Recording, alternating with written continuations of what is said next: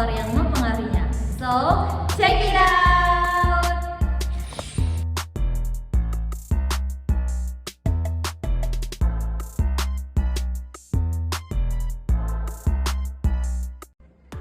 Yang pertama, pengertian elastisitas. Elastisitas merupakan sebuah ukuran kepekaan terhadap jumlah permintaan maupun jumlah penawaran terhadap sebuah determinan, yakni faktor penentu atau faktor pengubah yang mempengaruhi penawaran tersebut. Nah, elastisitas dibagi menjadi dua, yaitu elastisitas permintaan dan elastisitas penawaran. Yang pertama, kita bahas elastisitas permintaan.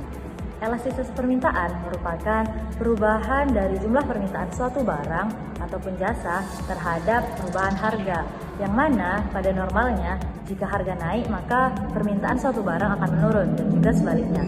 Namun, tingkat perubahan tersebut tergantung lagi kepada jenis barangnya. Apakah barang tersebut merupakan barang substitusi, barang komplementer, atau mungkin barang inferior, superior, dan selanjutnya kita bahas tentang jenis-jenis elastisitas permintaan. Nah, jenis elastisitas permintaan ini dikategorikan menjadi 5 kategori. Yang pertama yaitu permintaan elastis. Permintaan elastis ini memiliki nilai koefisien yang lebih dari 1, di mana jumlah permintaan itu sangat dipengaruhi oleh besar kecilnya harga, yang bentuk kurvanya itu berupa landai, dan biasanya permintaan elastis ini terjadi pada barang-barang yang mudah dicari substitusinya. Yang kedua yaitu permintaan inelastis yang memiliki koefisien kurang dari 1, di mana perubahan naik turunnya harga itu tidak terlalu berpengaruh terhadap jumlah permintaan barang. Di sini kita contohkan ketika harga barang itu naik ataupun terlalu naik, nah konsumen akan tetap membeli barang tersebut.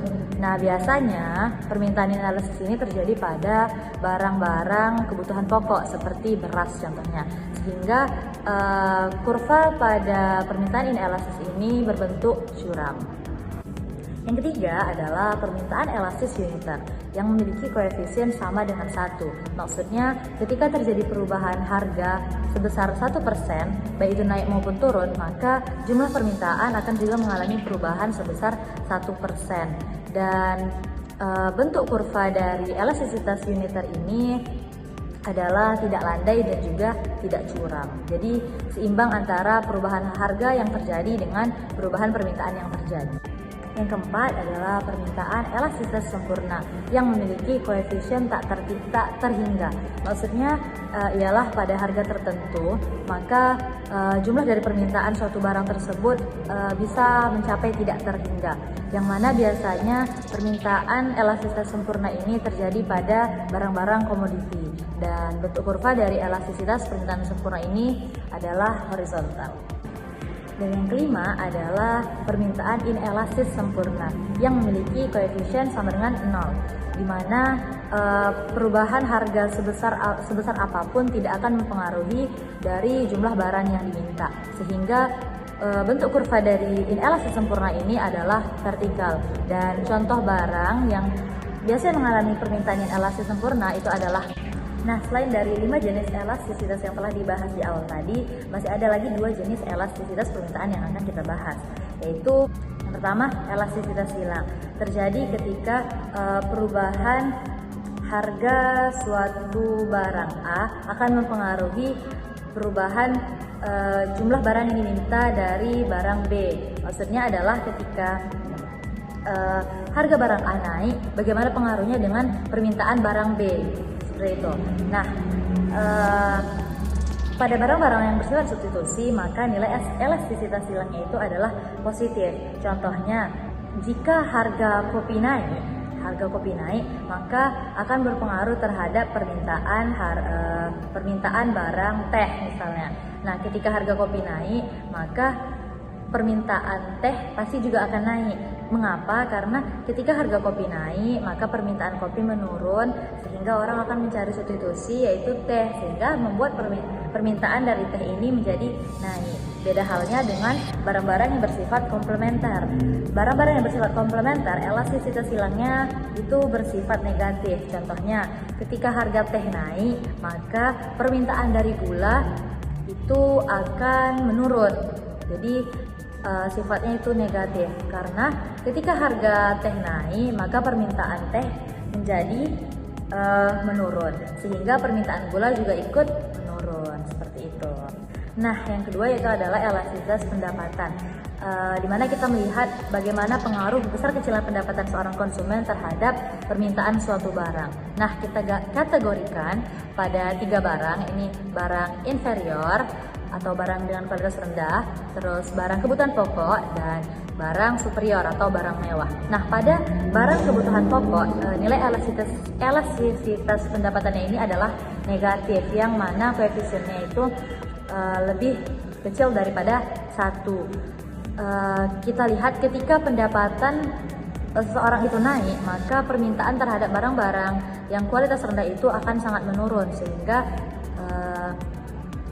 elastisitas ini bernilai negatif. Berbeda dengan kebutuhan pokok, yang mana nilainya itu berkisar antara 0 sampai dengan 1. Ketika pendapatan konsumen itu naik, maka permintaan dari barang-barang kebutuhan pokok ini tetap akan terpenuhi kayak gitu.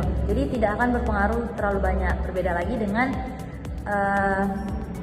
untuk barang-barang yang superior, yakni nilai elastisitasnya itu adalah positif, yaitu ketika jumlah pendapatan konsumen itu naik, maka permintaan dari barang-barang mewah ini juga akan meningkat. Contohnya seperti perhiasan, semakin banyak pendapatan yang kita punya, maka permintaan dari perhiasan itu juga akan semakin meningkat.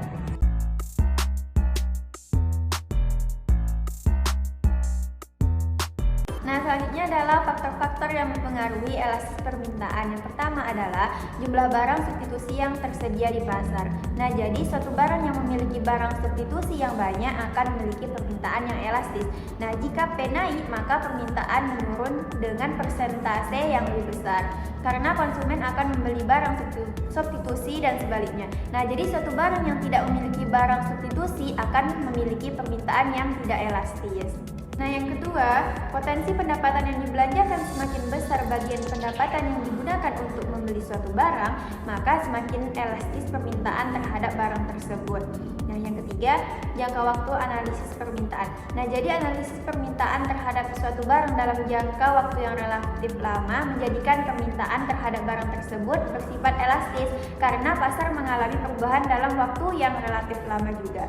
Nah, yang keempat adalah persentase pendapatan yang digunakan atau jenis barang. Semakin besar pendapatan untuk membeli suatu barang, maka makin elastis juga permintaannya. Nah, selanjutnya adalah elastisitas penawaran. Menurut Zafira, pada tahun 2022, elastisitas harga penawaran diukur dari sensibilitas penawaran pada perubahan harga jual suatu produk, yang mana dapat diasumsikan dari faktor-faktor lain yang menyebabkan adanya penawaran produk itu konsisten. Elastisitas penawaran dihitung melewati koefisien elastisitas, yang diartikan bahwa adanya perubahan persentasi antara kapasitas yang ditawarkan dengan perubahan harga. Nah, selanjutnya adalah jenis-jenis elastisitas penawaran. Yang pertama, elastisitas penawaran sempurna. Nah, ini terjadi jika perubahan harga sebesar berapapun akan menyebabkan perubahan jumlah barang yang ditawarkan secara tidak terbatas. Contohnya, barang yang memiliki elastisitas penawaran sempurna ini adalah seperti minuman ringan. Nah, yang kedua adalah elastis penawaran ini terjadi jika perubahan harga menyebabkan perubahan jumlah barang yang ditawarkan secara tidak proporsional. Artinya, jika harga naik 10%, maka jumlah barang yang ditawarkan tidak naik 10%, tetapi lebih sedikit atau lebih banyak. Contohnya seperti air bersih. Nah, selanjutnya adalah uniter elastis. Elastisitas penawaran ini terjadi jika perubahan harga sebesar berapapun tidak akan menyebabkan perubahan jumlah barang yang ditawarkan sama sekali.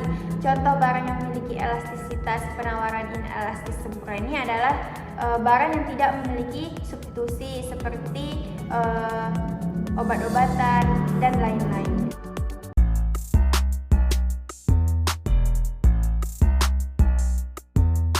Nah, yang selanjutnya ialah faktor-faktor yang mempengaruhi elastisitas penawaran. Nah, adapun faktor yang mempengaruhi elastisitas penawaran di sini ada 3. Yang pertama ialah jangka waktu analisis, yang kedua ialah daya tahan produk, dan yang ketiga ialah kapasitas produksi industri. mari kita bahas satu persatu dari setiap faktor ini. Yang pertama, jangka waktu analisis. Nah, adapun jangka waktu analisis di sini terbagi menjadi 3. Yang pertama, masa amat singkat, yang kedua, jangka pendek, dan yang ketiga ialah jangka panjang. Yang pertama, masa amat singkat. Yang dimaksud di sini ialah jangka waktu di mana para penjual tidak dapat menambah penawarannya. Dengan demikian, penawarannya bersifat tidak elastis sempurna. Dan yang kedua ialah jangka pendek. Di sini justru kapasitas alat produksi yang ada tidak dapat ditambah, tetapi setiap perusahaan masih dapat menaikkan produksi. Dengan cara apa? Dengan cara kapasitas yang tersedia itu menggunakan faktor-faktor produksi yang lebih intensif. Dan yang ketiga ialah jangka panjang. Nah, produksi dan jumlah barang dapat mudah ditambahkan sehingga penawaran bersifat elastis.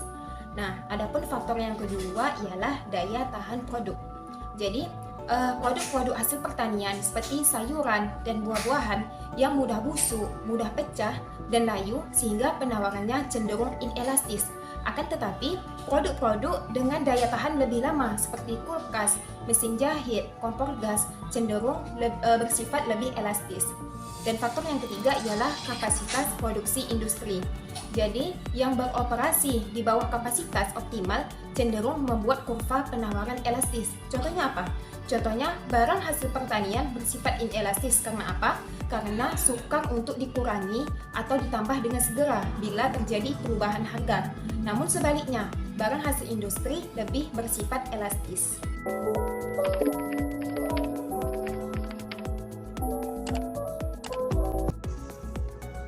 Jadi, kesimpulannya ialah elastisitas merupakan sebuah konsep yang digunakan untuk mengukur respon atau perubahan dalam permintaan dan penawaran terhadap perubahan harga atau faktor-faktor yang lainnya. Sederhananya, elastisitas permintaan menggambarkan sejauh mana jumlah barang atau jasa yang diminta.